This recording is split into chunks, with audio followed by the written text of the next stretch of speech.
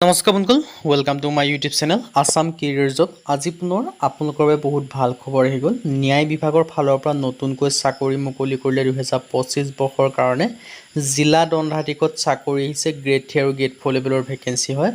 অসমৰ সকলোৰে চাকৰি আছে, নতুনকৈ চাকৰিসমূহ আহি গৈছে। চ' কেনেদৰে আবেদনসমূহ কৰিব পাৰিব, কোনটো পদৰ ক্ষেত্ৰত কিমানকৈ, এজ ক্ৰাইটেৰিয়া বিচাৰিছে, কোৱালিফিকেশ্যন বিচাৰিছে, চিলেকশ্যন প্ৰচিডিউৰ কিমান বিচাৰিছে, এই সকলোখিনি কথা এই ভিডিঅ' যোগে আলোচনা কৰা হ'ব। চ' যদি ভিডিঅ'টো ভাল পায় ভিডিঅ'টো লাইক কৰিব পাৰে, লগৰ চেনেলটো ছাবস্ক্ৰাইব কৰি দিব পাৰে। এনেকুৱা ধৰণৰ ভিডিঅ'সমূহ প্ৰতিদিনে পাই থাকিব বাবে।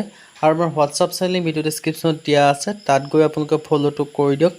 তেতিয়া আপোনালোকে ডেইলি জবৰ আপডেটসমূহ পাই থাকিব পাৰিব। আৰু ভিডিঅ'টো যিমান পাৰে সিমান বন্ধুবৰ্গক শ্বেয়াৰ কৰি দিয়ক, যাতে সকলো বন্ধুৱে ডেইলি জবৰ আপডেটসমূহ পাই থাকিব পাৰে। ইয়াত আপোনালোকে দেখিছে গুৱাহাটী হাইকোৰ্টৰ ফালৰ পৰা নতুনকৈ ৰিক্ৰুটমেণ্ট মুকলি হৈছে 367টা ভেকেঞ্চি।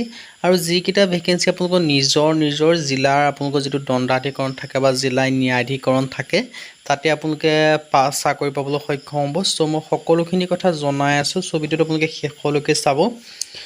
চ' ইয়াত দেখিব পাইছে গুৱাহাটী হাইকোৰ্টৰ ফালৰ পৰা ভেকেঞ্চিখিনি আহিছে, গুৱাহাটী হাইকোৰ্টৰ ফালৰ পৰা। চ' কেনেদৰে আবেদনসমূহ কৰিব পাৰিব সকলোখিনি কথা জনাই আছোঁ। লাষ্ট ডেট সম্পৰ্কে যে মই ক'বলৈ যাওঁ, 31/7/2025 মানে জুলাই মাহৰ 31 তাৰিখ পৰ্যন্ত ভেকেঞ্চিকেইটাৰ ক্ষেত্ৰত আবেদনসমূহ কৰি ল'ব পাৰিব। চ' যদি আপোনালোকে ইণ্টাৰেষ্টেড হয়, আবেদনসমূহ যি কৰিম বুলি ভাবি আছে, তেন্তে ভেকেঞ্চিকেইটাৰ ক্ষেত্ৰত আবেদনসমূহ কৰি ল'ব পাৰিব। পোনপ্ৰথমে যিটো ভেকেঞ্চি আছে, সেইটো হৈছে জুনিয়ৰ এডমিনিষ্ট্ৰেটিভ এছিষ্টেণ্টৰ ভেকেঞ্চি। টোটেল 367টাকৈ ভেকেঞ্চি আপোনালোকে দেখিবলৈ পাব। আৰু যদি মই কেটেগৰী ৱাইজ ভেকেঞ্চিখিনিৰ কথা ক'বলৈ যাওঁ, ইউআৰ কেটেগৰীৰ ক্ষেত্ৰত 191টা, এছ চি কেটেগৰীৰ ক্ষেত্ৰত 30টাকৈ দেখিবলৈ পাব, এছ টি প্লেনৰ ক্ষেত্ৰত 42টা ভেকেঞ্চি, আৰু এছ টি হিলৰ ক্ষেত্ৰত 20টা ভেকেঞ্চি, আৰু পি ডব্লিউ বি ডিৰ ক্ষেত্ৰত 5টাকৈ ভেকেঞ্চি দেখিবলৈ পাব। অ' বি চি এম বি চিৰ ক্ষেত্ৰত 79টাকৈ ভেকেঞ্চি আপোনালোকে দেখিবলৈ পাব। চ' যদি ইণ্টাৰেষ্টেড হয়, ইলিজিবল হৈ আবেদনসমূহ কৰি ল'ব পাৰিব। আৰু ভেকেঞ্চিখিনিৰ ক্ষেত্ৰত আপোনালোকৰ ডিষ্ট্ৰিক্ট ৱাইজ ভেকেঞ্চিখিনি আপোনালোকে দেখিবলৈ পাব। বাজালিৰ ভেকেঞ্চি আছে, বাক্সা ভেকেঞ্চি আছে, বৰপেটা ভেকেঞ্চি আছে, বিশ্বনাথ ভেকেঞ্চি আছে, মানে প্ৰতিখন ডিষ্ট্ৰিক্টত ভেকেঞ্চিখিনি দেখিবলৈ পাব। চৰাইদেউৰ ভেকেঞ্চি আপোনালোকে দেখিবলৈ পাব, চিৰাঙৰ ভেকেঞ্চি দেখিবলৈ পাব, দৰঙৰ ভেকেঞ্চি দেখিবলৈ পাব, ধেমাজিৰ ভেকেঞ্চি দেখিবলৈ পাব, ধুবুৰী ভেকেঞ্চি আছে, ডিব্ৰুগড়ৰ ভেকেঞ্চি আছে, ডিমা হাছাও আছে। আপোনালোকে ধুনীয়াকৈ ডিটেইলছখিনি চাই ল'ব পাৰে, আপোনালোকৰ ডিষ্ট্ৰিক্টত কিমানটাকৈ ভেকেঞ্চি মুকলি কৰিছে। চ' লখিমপুৰৰ কথা কৈছোঁ, লখিমপুৰত আছে 8টাকৈ ভেকেঞ্চি, মাজুলীৰ ক্ষেত্ৰত 6টা আছে, মৰিগাঁৱৰ ক্ষেত্ৰত 14টা, নগাঁৱৰ ভেকেঞ্চি আছে 11টা, নলবাৰীৰ 10টা। এনেদৰে মিলাই আপোনালোকে প্ৰায় 367টাকৈ ভেকেঞ্চি আপোনালোকে দেখিবলৈ পাব। আৰু যিটো লাষ্ট ডিষ্ট্ৰিক্ট হয়, সেইটো হৈছে ৱেষ্ট কাৰ্বি আংলং, যিটো পশ্চিম কাৰ্বি আংলং বুলি কোৱা হয়। ইয়াৰ 6টাকৈ ভেকেঞ্চি আপোনালোকে দেখিবলৈ পাব। আৰু ইয়াত আপোনালোকৰ স্কেল অফ পে'টো জনাইছোঁ, 14,000 পৰা 70,000 টকা পৰ্যন্ত আপোনালোকৰ স্কেল অফ পে' লাভ কৰিব।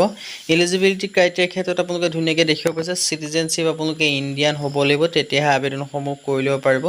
এজ ৰিলেক্সেশ্যনসমূহ লাভ কৰিব পাৰিব। এছ চি এছ চিৰ ক্ষেত্ৰত 5 বছৰকৈ, অ' বি চিৰ ক্ষেত্ৰত 3 বছৰকৈ, পি ডব্লিউ বি ডিৰ ক্ষেত্ৰত 10 বছৰ পৰ্যন্ত ৰিলেক্সেশ্যনসমূহ লাভ কৰিব পাৰিব।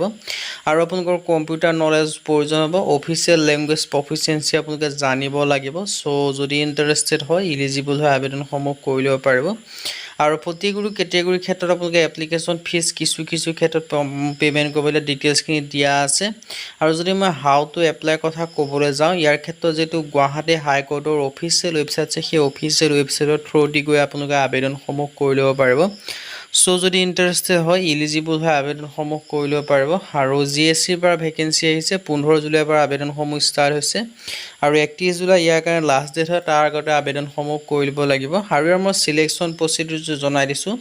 পোনপ্ৰথমে আপোনালোকৰ ষ্টেজ 1ত হ'ব আপোনালোকৰ কমন ৰিটেন এক্সাম, যিটো কয় CWT এক্সাম। আৰু এইটো এক্সাম আপোনালোকৰ OMR বেছত অনুষ্ঠিত হ'ব। ডিউৰেশ্যন 2 ঘণ্টা পাব, টোটেল মাৰ্ক 120 মাৰ্ক পাব, নিগেটিভ মাৰ্কিং থাকিব 0.25কৈ। চিলেবাছসমূহৰ সম্পৰ্কীয় ধুনীয়াকৈ ডিটেইলছটো দিয়া আছে।